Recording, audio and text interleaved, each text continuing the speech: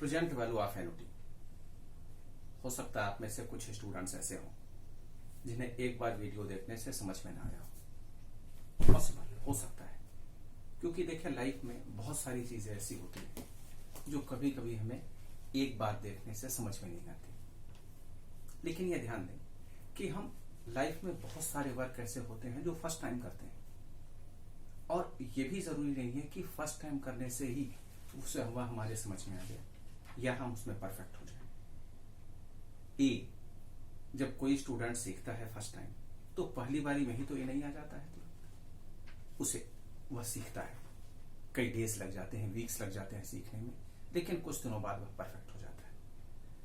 हो सकता है आप में से अगर किसी को प्रेजेंट वैल्यू ऑफ एन्युटी एक बार में समझ में ना आया हो तो वह दूसरी बार देख लेगी, 2 या 3 बार देखने से समझने की कोशिश करें, समझ में आ जाएगा। इजी, इतना मुश्किल नहीं है कि समझ में ना आए। फिर भी उसे मैं कुछ एग्जांपल से और भी अच्छी तरह से एक्सप्लेन करने की कोशिश कर रहा हूं, देखें इसे। मान ले कोई एक पर्सन जिसकी 5 साल बाद शादी होने वाली है, उसे अपने पर्सनल शॉपिंग के लिए 2 लाख रुपीस की जरूरत है। 2 लाख रुपीस की जरूरत है, 5 साल बाद उसकी शादी होने वाली है। बैंक जाता है, बैंक ने लोन देने से मना कर दिया, लेकिन क्योंकि उसकी शादी होने वाली थी, बैंक थोड़ी सी लिबरल हो गई और बैंक ने कहा कि आपको रेट ऑफ इंटरेस्ट दिया जाता है 20% पर एनम, जो किसी को नहीं दिया जाता। वो पर्सन ये जानना चाहता है कि आज वह कितने रुपीस बैंक में डिपॉजिट कर दे जिससे 5 साल बाद उसे 2 लाख रुपीस मिल जाए, जिससे वह अपनी रिक्वायरमेंट फुलफिल कर सके। वह क्या जानना चाहता है? आज की वैल्यू। हम इसे कैलकुलेट करने के लिए P1 + R/100 क्योंकि अमाउंट का फार्मूला हम जानते हैं, ए के जगह पर 2 लाख रुपीस उसे चाहिए। P1 + R की वैल्यू 20%, मीनिंग 20/100 P यह हो जाएगा 1.2 = 2 लाख। 1.2 अगर हम इसे कैलकुलेट करें, 1.2 × 1.2 = 2 टाइम्स हो चुका है, 3, 4, 5, 2.4883 और यहां हो गया 2 लाख। तो P = अगर हम कैलकुलेट करना चाहें तो 2 लाख रुपए को इसी से डिवाइड कर देंगे। 2 लाख डिवाइडेड बाई जो हमने मेमोरी प्लस किया था, ये आ गया 80375। 80375.51, इसे हम 6 मान लेते हैं, ये आया। अगर हम इसकी मीनिंग को एक्सप्लेन करें तो इसकी मीनिंग यह है कि जिस पर्सन ने 80,376 रुपीस डिपॉजिट किया, उसे 5 इयर्स तक बैंक जाने की जरूरत नहीं है। बैंक उसे 5 साल बाद 2 लाख रुपीस दे देगी। जरा सोचे थोड़ी देर के लिए, इसकी मीनिंग ये नहीं है दोनों इक्वल है। उस पर्सन के लिए 80,376 रुपीस आज और 5 साल बाद 2 लाख रुपीस दोनों इक्वल है। अगर 2 लाख रुपए उसे चाहिए तो आज उसे 80,376 रुपीस बैंक में दे देना चाहिए। बैंक उसे 5 साल बाद दे देती है। बैंक ये कह रही है कि दोनों इक्वल हैं, एक 5 साल पहले, एक 5 साल बाद। ध्यान से देखें, एक 5 साल पहले की वैल्यू है, एक 5 साल बाद की वैल्यू है। जो आज की वैल्यू है हम उसे ही प्रेजेंट वैल्यू कहते हैं, जो 5 साल बाद की वैल्यू थी उसे हम फ्यूचर वैल्यू कह देते हैं।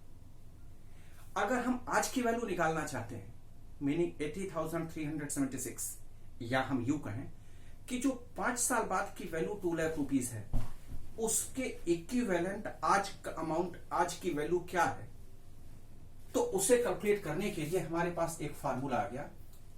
वह है present value = future value 1 + R/100 लेकिन ये सिंगल टाइम ट्रांजैक्शन के केस में। अगर हमें 5 साल बाद 2 लाख रुपीस चाहिए तो आज 80,376 रुपीस डिपॉजिट करते, 5 साल बाद बैंक दे देगी, दोनों इक्वल है। और उस वैल्यू को कैलकुलेट करने के लिए फार्मूला ये बता दिया गया। फ्यूचर में आपको कोई भी वैल्यू चाहिए, हमें 5 साल बाद 10 लाख रुपए चाहिए, उसके इक्विवेलेंट 10 लाख रुपीस के इक्विवेलेंट आज क्या है वैल्यू, वो हम इससे निकाल सकते हैं। जो भी मनी की ग्रोथ रेट होगी, जो रेट होगा मनी की वैल्यू का, वो हम निकाल सकते हैं। जितने ईयर्स के पहले चाहिए वो हम निकाल सकते हैं। तो यह है सिंपल प्रेजेंट वैल्यू। किसी भी फ्यूचर वैल्यू की आज की वैल्यू हम निकाल सकते हैं, उसके इक्विवेलेंट वो वैल्यू आ जाएगी। दोनों इक्वल है, ये बैंक भी कर रही है, हम मानते भी हैं। अब क्वेश्चन ये है कि ये प्रेजेंट वैल्यू तो हो गया, ये प्रेजेंट वैल्यू ऑफ एन्युटी क्या है? एन्युटी में हम जानते हैं एवरी ईयर ट्रांजेक्शन यूज किया जाता है। एज्यूम करें कोई एक पर्सन 100 रुपीज किसी एक बैंक में डिपॉजिट करता है एवरी ईयर, 3 ईयर्स तक वह डिपॉजिट करता है। रेट ऑफ इंटरेस्ट उसे दिया जाता है 10% पर एनम। अगर वह 3 साल बाद के अमाउंट कैलकुलेट करना चाहता है तो इसे वह कैलकुलेट करेगा अमाउंट ऑफ एन्युटी से। रेगुलर या ड्यू? रेगुलर होना चाहिए, क्योंकि ड्यू के लिए कोई कंडीशन हमने नहीं दिया। तो A equals to P 1 plus i rest power n minus 1 divided by i, और इस बेस पर P के जगह पर लिखेंगे 100, 1 प्लस 10% को लिखेंगे 0.1 rest power 3 minus 1 divided by 0.1, 1.1 rest power 3 आता है 1.331 माइनस 1 डिवाइडेड बाई 0.1। एक स्टेप अगर और इसे सिंप्लीफाई करें तो यह होता है 0.331 डिवाइडेड बाई 0.1, 100, यह आता है 3.31, और फाइनली कैलकुलेशन में हम पा जाएंगे 331। 100 रुपीज एवरी ईयर अगर आप बैंक में डिपॉजिट करते हैं तो 3 साल बाद की वैल्यू बनेगी 331। तो 331 की आज की वैल्यू क्या होनी चाहिए? आज कितने रुपीस के इक्विवेलेंट 3 साल बाद 331 रुपीस है? कब? जब हम एवरी ईयर ट्रांजेक्शन कर रहे हैं। यहां देखें, इस 2 लाख रुपीस के इक्विवेलेंट हमें जो वैल्यू फाइंड करनी थी उसके लिए फार्मूला हमारे पास है, लेकिन 331 की आज की वैल्यू कैलकुलेट करने के लिए, 331 के इक्विवेलेंट आज की वैल्यू कैलकुलेट करने के लिए हमारे पास एक फार्मूला बता दिया गया। उसी फार्मूले को हम कहते हैं present value of an annuity. उसके 2 केसेस आपको बताया गया, एक रेगुलर एक ड्यू। दोनों के लिए अलग कंडीशंस बता दिए गए और दोनों के फिर 2 फार्मूलेस बताए गए। एक तब जब पावर में नेगेटिव साइन दिया जाए तब, दूसरा जब कैलकुलेटर से कैलकुलेट करना हो तब। यहां हमें लगाना चाहिए रेगुलर, क्योंकि कोई कंडीशन गिवन नहीं है, केवल एवरी ईयर की कंडीशन है। फर्स्ट या सेकेंड, क्योंकि पावर नेगेटिव साइन के साथ नहीं है, इसलिए हमें यह फार्मूला लगा देना चाहिए।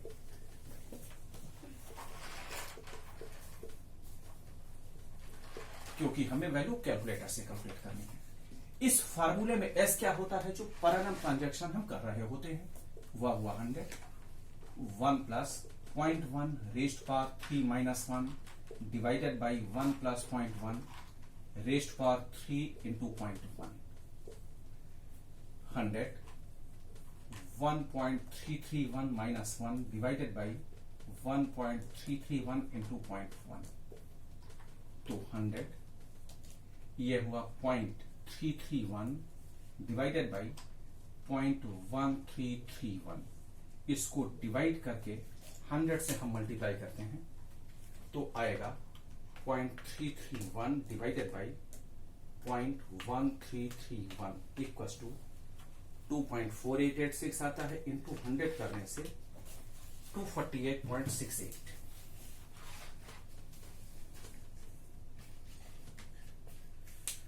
100 रुपीज एवरी ईयर डिपॉजिट करने पर जो 3 साल बाद की वैल्यू हमें मिलेगी, उसकी आज की वैल्यू 248.68 रुपीज बनेगी। तो 100 रुपीज अगर कोई भी पर्सन एवरी ईयर ट्रांजेक्शन करता है कहीं भी, तो 3 साल बाद जो 331 रुपीज बनेगा, उसके जगह पर आज अगर वह पर्सन चाहे तो 248 रुपीज 248.68 रुपीज यूज कर सकता है। दोनों इक्वल है। 331 की आज की वैल्यू यही है। नॉर्मल केस में अगर यह फार्मूला नहीं बताया जाता तो कभी भी कोई भी बता ही नहीं सकता था कि यह वैल्यू कैसे आ जाएगी या वैल्यू कितनी होगी, कोई नहीं बता सकता। लेकिन हमारे पास फार्मूला है, हम इसे इजीली बता सकते हैं। क्या है इन दोनों एग्जांपल्स में डिफरेंस? इसमें जो ये फिगर आया है 331 रुपीज की आज की वैल्यू 248.68, ये एवरी ईयर ट्रांजेक्शन का फिगर था, और इसमें ये सिंगल टाइम ट्रांजेक्शन का था। तो एक सीधी सी बात आप समझ लें, सिंगल टाइम ट्रांजैक्शन करने पर फ्यूचर में जो वैल्यू मिलती है उसकी आज की वैल्यू को कैलकुलेट करने का फार्मूला ये है, और एवरी ईयर ट्रांजैक्शन करने पर फ्यूचर वैल्यू कोई भी मिलती है उसकी आज की वैल्यू को कैलकुलेट करने का फार्मूला ये है, जिसे हम प्रेजेंट वैल्यू ऑफ एन्युटी कहते हैं। ऑन पेपर दोनों इक्वल, यही है। तो अब हमें यह सीखना है कि प्रेजेंट वैल्यू ऑफ एन्युटी हम किस क्वेश्चन में लगाएं, किस केस में लगाएं। किसी भी क्वेश्चन में अगर एवरी ईयर ट्रांजैक्शन के केस में किसी भी फ्यूचर वैल्यू को प्रेजेंट वैल्यू से कंपेयर करने के लिए कहा जाए, देखें ये कंपेयर हो रहा है, तो जब भी कंपेयर करने के लिए कहा जाए तो तुरंत हमें प्रेजेंट वैल्यू ऑफ एन्युटी लगाना चाहिए। 331 को अगर 248.68 से कंपेयर करने के लिए कहा जाए तो हमें यहां प्रेजेंट वैल्यू ऑफ एन्युटी लगा देना चाहिए। दूसरा कि अगर किसी क्वेश्चन में गिवन हो पावर निगेटिव साइन के साथ तो वहां भी हमें प्रेजेंट वैल्यू ऑफ एन्युटी लगा देना चाहिए। तीसरा, अगर किसी क्वेश्चन में direct present value of annuity ही पूछ लिया जाए फिर तो कुछ सोचना ही नहीं है। और फोर्थ, अगर किसी क्वेश्चन में machinery, house price, loan amount से रिलेटेड कोई क्वेश्चन दिया जाता है और उसमें एवरी ईयर ट्रांजैक्शन के बेस पर फ्यूचर वैल्यू को प्रेजेंट वैल्यू से कंपेयर करने के लिए कहा गया हो तो भी हमें प्रेजेंट वैल्यू ऑफ एन्युटी लगा देना चाहिए। इससे रिलेटेड कुछ एक क्वेश्चंस जो आपकी बुक में भी हैं, हम उसे देखते हैं और उसकी मीनिंग को भी मैं एक्सप्लेन करने की कोशिश कर रहा हूं। इसे देखें। प्रेजेंट वैल्यू ऑफ एन्युटी से रिलेटेड आपको जो क्वेश्चंस करने हैं वह है 49, 51, 52, 56, 58। और उसमें मैं एक क्वेश्चन की मीनिंग आपको बताऊं। पहले क्वेश्चन नंबर 49,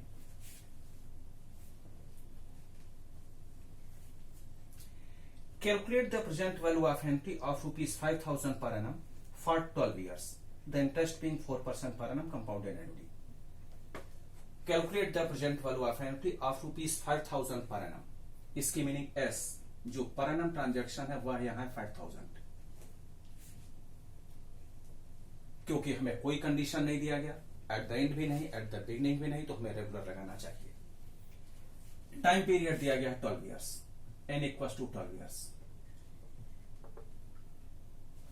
रेट दिया गया है 4% पर एनम कंपाउंडेड एनुअली, तो 4% की meaning i equals to 4/100, meaning 0.04।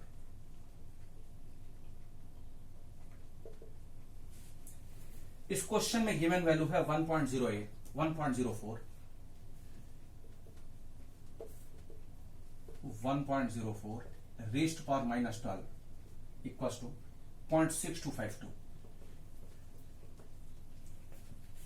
हम पहले ये डिसाइड कर लें कि इसमें हमें फार्मूला क्या लगाना चाहिए, उसके बाद मैं मीनिंग एक्सप्लेन करता हूं। हमें present value of annuity regular का फार्मूला लगाना चाहिए। रेगुलर में 2 हैं, हमें फर्स्ट फार्मूला लगाना चाहिए क्योंकि वैल्यू पावर निगेटिव साइन के साथ की मैंने, अगर ये वैल्यू ना दी जाती तो हमें सेकेंड फार्मूला लगाना चाहिए था, जिससे में हम कैलकुलेटर से कैलकुलेशन पावर की करते हैं। अच्छा, इसकी मीनिंग क्या है जरा ध्यान दें। इसकी मीनिंग ये है, हमसे ये पूछा गया है कि 5,000 रुपीज, हमसे ये कहा गया, ध्यान से सुना इसकी मीनिंग, अगर कोई person 5,000 rupees every year deposit करता है, 12 ईयर्स तक करता है, 4% पर एनम इंटरेस्ट के अकॉर्डिंगली, तो जो 12 साल बाद की वैल्यू आएगी उसकी आज की वैल्यू क्या फिक्स होती है, इसी को हम कैलकुलेट करने वाले हैं यहां, और यही कहता है प्रेजेंट वैल्यू ऑफ एन्युटी। समझ पाई मैंने? 5,000 रुपीज एवरी ईयर डिपॉजिट करने पर 12 ईयर्स में एट द रेट ऑफ 4%, जो 12 साल बाद वैल्यू पाएंगे उसी की आज की वैल्यू को हम डायरेक्ट कैलकुलेट कर रहे हैं, जिसे हम प्रेजेंट वैल्यू ऑफ एन्युटी कहते हैं। अब हमें यह नहीं निकालना है, हमसे डायरेक्ट पूछ लिया गया कि जो ये वैल्यू बनती उसी की आज की वैल्यू तुम बता दो, तो हम डायरेक्ट फार्मूले से इसे कैलकुलेट कर लेंगे, क्योंकि हमारे पास फार्मूला है। फार्मूला क्या है? P इक्वल्स टू S, क्योंकि फर्स्ट फार्मूला हमें यूज करना चाहिए 1 + i raised power -n divided by i।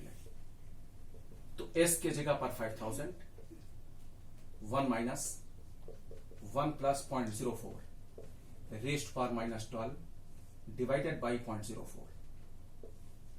5000 1 minus 1.04 rest power minus 12 की वैल्यू क्वेश्चन में गिवन है 0.6252 डिवाइडेड बाई 0.04 5000। अब इसकी कैलकुलेशन कंप्लीट कैलकुलेटर कर देगा। 1 माइनस 0.6252 इक्वल्स टू 0.3748 बनता है डिवाइडेड बाई 0.04 इक्वल्स टू 9.37 बनता है इंटू 5000 46,850 फाइनल वैल्यू 46,850 यही आंसर। इसकी मीनिंग एक बार फिर सुने। 5,000 रुपीज एवरी ईयर डिपॉजिट करने पर 12 ईयर्स के बाद जो वैल्यू बनती उसकी आज की वैल्यू की है। अगर हम ये जानना चाहते हैं कि इसके इक्विवेलेंट जो 12 साल बाद की वैल्यू बनती वो क्या होती, तो हम निकाल सकते हैं इसे निकाल सकते हैं। मैंने कहा कि अगर 5,000 रुपीज कोई पर्सन डिपॉजिट करता है 12 ईयर्स के लिए, रेट 4%, तो अमाउंट क्या बनता इसके लिए फार्मूला हम जानते हैं और इस फार्मूले के अकॉर्डिंगली 5,000, ये हमसे कहा नहीं गया है, मैं मीनिंग एक्सप्लेन कर रहा हूं। 1 plus 0.04 rest power 12 minus 1 divided by 0.04। इसकी मीनिंग क्या है? 1.04 इंटू 1.04 इक्वल्स टू 2 टाइम्स हो चुका है, हमें 12 टाइम्स चाहिए। 3 4 5 6 7 8 9 10 11 12 माइनस 1 इक्वल्स टू ये आया डिवाइडेड बाई 0.04 इक्वल्स टू 15.025 आया इंटू 5,000 इक्वल्स टू 75,129 ये वैल्यू आती। इसकी मीनिंग हमने कैलकुलेशन क्या किया है कि 5,000 रुपीज एवरी ईयर डिपॉजिट करने पर 12 ईयर्स के एंड में 4% इंटरेस्ट के अकॉर्डिंगली जो वैल्यू बनती उसकी आज की वैल्यू क्या है? ये है 46,850। डायरेक्ट फार्मूला था, हमने कैलकुलेट कर लिया। इसके बाद की वैल्यू क्या बनती, मीनिंग 12 साल बाद की वैल्यू बनती क्या, वो ये बनती 75,129।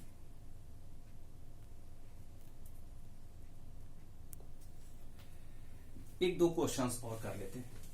जो मैंने अभी बताया है वही था प्रेजेंट वैल्यू ऑफ एमटी की मीनिंग,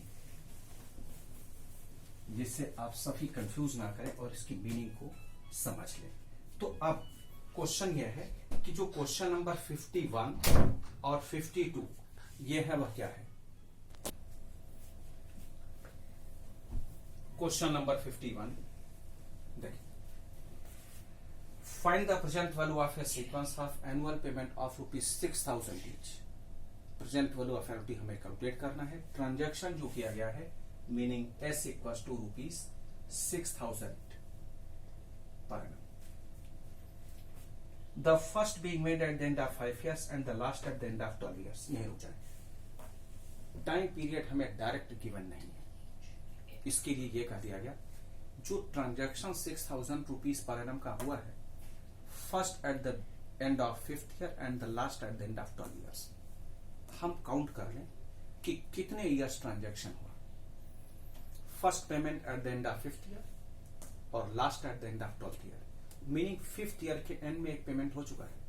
तो 5th 6th 7th 8th 9th 10th 11th 12th, इसकी मीनिंग जो ट्रांजैक्शन हुआ है वह 8 years तक हुआ है 6,000 रुपीज का। तो हमें जो टाइम पीरियड लेना चाहिए वह 8 years लेना चाहिए। और इसमें रेट ऑफ इंटरेस्ट आपको क्वेश्चन में दिया गया 6%, तो I इक्वल टू हुआ 6/100.06। अब प्रेजेंट वैल्यू ऑफ एन्युटी हमें कैलकुलेट करने के लिए कहा गया, क्योंकि एंड में ट्रांजैक्शन हुआ है eight the end of 5th year, last at the end of 12 years। इसकी मीनिंग हमें रेगुलर ही लगाना चाहिए, लेकिन रेगुलर में तो दो है, एक तब जब पावर निगेटिव साइन के साथ हो और एक तब जब हमें कैलकुलेटर से कैलकुलेट करना हो।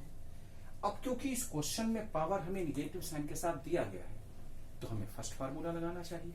इसके मीनिंग हम जो कैलकुलेशन यहां करने वाले हैं वह एस 1 माइनस 1 प्लस आई, टाइम पीरियड हमने डायरेक्ट लिख लिया -8 डिवाइडेड बाई आई, हमें यही कैलकुलेट करना है। लेकिन अगर हम चाहें तो क्या इसे ये नहीं लिख सकते हैं 1 minus 1 plus i rest power -12 divided by I minus 1 minus 1 plus i rest power -4 divided by आई। एक बार चेक करें, इसमें और इसमें कोई डिफरेंस है क्या?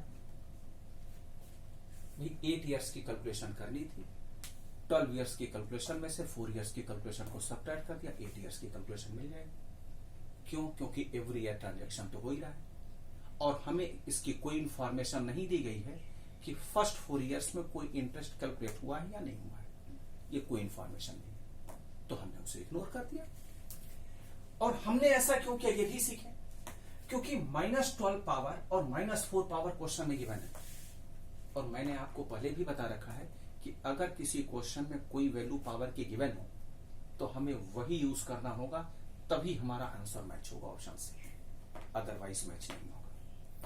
अगर ये हमें नहीं दिया गया होता, पावर -8 होता तो हम इससे कैलकुलेट करते, ये भी नहीं दिया जाता तो हम सेकेंड फार्मूला लगाते जिसमें हम पावर 8 की कैलकुलेशन कैलकुलेटर से कैलकुलेट करते। तो अब हमें ये सभी वैल्यूज क्वेश्चन में गिवन है। यहां हमने लिख लिया 6000, 1 minus 1 plus 0.06 rest power -12 divided by 0.06 minus 1 minus 1 plus 0.06 rest power -4 divided by 0.06। इसके बाद की कंप्लीट कैलकुलेशन ये कैलकुलेटर आपको बता देगा। अगर हम देखें 1.06 रेस्ट पावर -12 की वैल्यू क्वेश्चन में गिवन है और वह है क्वेश्चन नंबर 51 में 0.4971। तो 1 minus 0.4971 equals to 0.5029 divided by 0.06 equals to 8.3816। इसे हम लिख लेते हैं 8.3816 minus same approach 1 minus 1.06 rest power -4 की वैल्यू 0.7921, तो 1 माइनस 0.7921 इक्वल्स टू ये आया डिवाइडेड बाई 0.06 इक्वल्स टू यह मिला 3.465। अब इन्हें सब्ट्रैक्ट करके 6000 से मल्टीप्लाई कर लें, माइनस 8.3816 इक्वल्स टू 4.9166 इंटू 6000, 29499.6 29499.6 जिसे हम अप्रॉक्स इक्वल टू लिख सकते हैं 29500 29500 बी ऑप्शन। तो जरा ध्यान दें, क्योंकि इसमें पावर निगेटिव साइन के साथ अलग अलग दिया गया था, इसीलिए हमने ये अप्रोच यूज किया और मैंने आपको यह भी बता दिया कि कब और किस केस में ये अप्लाई हम करेंगे। सेम अप्रोच क्वेश्चन नंबर 52 में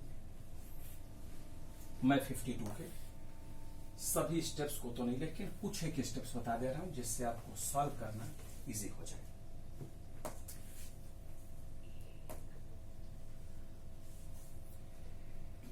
man borrowed ₹25,000 at compound interest. एक किसी पर्सन ने कहीं से बोरो कर लिया 25,000 rupees at the rate of 8% per annum, ठीक है। He has to pay the money 20 annual instalments, n equal to होना चाहिए 20 एनुअल इंस्टॉलमेंट्स, मीनिंग एनुटी की बात तो हो गई है। 20 एनुअल इंस्टॉलमेंट्स इक्वल इंस्टॉलमेंट्स, इसकी मीनिंग एनुटी की बात तो हो गई, कोई कंडीशन नहीं है, रेगुलर की भी बात हो गई। Find the value of each instalments, हमसे क्या पूछा कि each instalments every year transaction if the repayment starting 3 years hence, meaning जो टाइम पीरियड है वो 3rd ईयर से स्टार्ट हुआ है, फर्स्ट 2 years में कोई ट्रांजैक्शन नहीं। तो 3 साल से ही या 3rd ईयर से ही कैलकुलेशन हम कंटिन्यू करेंगे। ठीक, 20 ईयर्स तक। ये एग्जांपल उसी तरह से है जैसे मैंने अमाउंट ऑफ एन्युटी में बताया था। मुझे 20 ईयर्स तक किसी को पेमेंट देना है। मैंने कहा कि भाई फर्स्ट 2 ईयर्स में मैं नहीं दे सकता, मुझे कुछ प्रॉब्लम है। उसने कहा फिर? मैंने कहा जी मैं 3rd ईयर से दूंगा और अगले 2 साल को बढ़ा दूंगा। उसने कहा कि जी मुझे तो सीक्वेंशियल ऑर्डर में 20 ईयर्स चाहिए। मैंने कहा वो मैं दूंगा, लेकिन पहले 2 साल नहीं दे करके आगे 2 साल दे दूंगा। उसने कहा जी ठीक है, मुझे कोई प्रॉब्लम नहीं है। अब जरा इसमें सोचे, बोरो तो किया क्या 25,000, इसमें जो वैल्यू गिवन है वो पावर निगेटिव साइन के साथ, और मैंने आपको ये बता रखा है कि जब पावर निगेटिव साइन के साथ हो तो हमें प्रेजेंट वैल्यू ऑफ एन्युटी लगाना चाहिए, और इसमें पी की वैल्यू 25,000 गिवन है। हमसे क्या पूछा गया है? वह फिगर जो हम पर एनम ट्रांजैक्शन में यूज करते हैं, मीनिंग एस हमसे पूछा गया है। रेट क्या है? 8%, मीनिंग आई इक्वल टू हम लिख लेंगे 8/100 दैट इज 0.08। और अब अगर हम इसमें कैलकुलेशन के लिए फार्मूला अप्लाई करें, क्योंकि पावर निगेटिव साइन के साथ है, तो हमें फार्मूला ये लगाना चाहिए -20 डिवाइडेड बाई आई। एक स्टेप अगर और हम इसे देखें तो हम इसे ये भी लिख सकते हैं 1 - 1 + i raised power -22 divided by I minus 1 - 1 + i raised power -2 divided by आई। हम इससे कैलकुलेट कर लेंगे। बात एक ही है, 22 में से 2 सब्ट्रैक्ट करेंगे 2 आ जाएगा। यहां सब्ट्रैक्ट करके एक्चुअली हमें दिखाना भी नहीं है, हमें केवल ये समझना है कि 22 ईयर्स की कैलकुलेशन में से 2 ईयर्स की कैलकुलेशन सब्ट्रैक्ट करेंगे तो 20 आ जाएंगे, क्योंकि इसी का एग्जांपल मैंने बताया। अब पी के जगह पर आप लिख लेंगे 25,000।